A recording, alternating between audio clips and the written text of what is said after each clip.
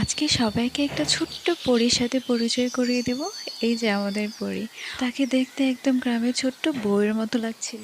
আমাদের এই ছোট্ট বউ যাচ্ছে কলসি হাতে পুকুর থেকে পানি ওঠাতে, হাতে মেহেদি, গলায় মালা আর চুলে বেনি। কত মিষ্টি লাগছে না আমাদের এই বউটাকে। আর ঠোঁটে একটুখানি লিপস্টিক।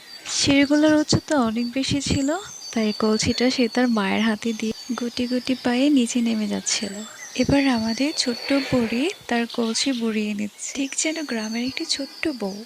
তাকে দেখে মনের ভেতর খুব একটা শান্তি হচ্ছিল, মনে হচ্ছিল সে জীবনের সবচেয়ে সুন্দর একটা মুহূর্ত কাটাচ্ছে। কলসি বুড়ানো শেষ, তাই সে আবার গুটি গুটি পায়ে সুন্দর করে উঠে আসছে। আজকে আরেকজনের সাথে পরিচয় করাবো, সেই হচ্ছে রিয়েল বউ।